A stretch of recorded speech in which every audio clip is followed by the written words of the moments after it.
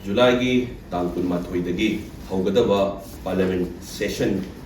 sidi miyam praja punamakna most important representative singna yamna luna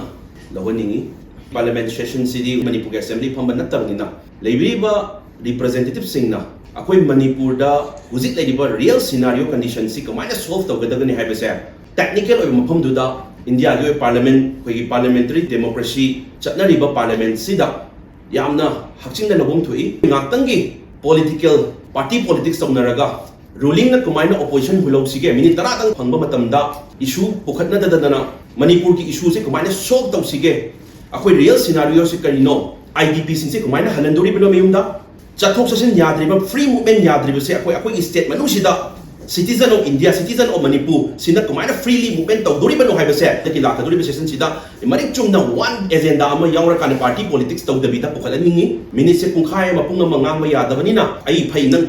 phai ai phatte numai hayo sige haibado tawdabita on record ta pukhathiba parliament ta pukhathiba potse ruling or opposition oiro adu thabak pen implement tawna bona view ngatangi mayamda praja haraunaba praja da ngasi ai parliament ta ai pukhathre ai wangang khre hairaga legiba taragadi praja mayam leibiriba praja mayam sinadi asamat akoigi dream mama koi representative sing sina akoigi ruling or opposition oiro makoina akoigi damta pukhatlaga thabak oin othorok tobni ko haibagi asamagada yengjadori ni ngaijadori baneba sida parliament tang pukhatraga akoi thabak oin onthok andabida akoigi official follow of haitare adu technicalities mayam do koi pukhatra matungda akoi thabak oin onthok na base tawidabida just ngatang parliament tang ngangban oigraganda aikoigi ai ngasi masi mangangkhre natraga media da ai koigi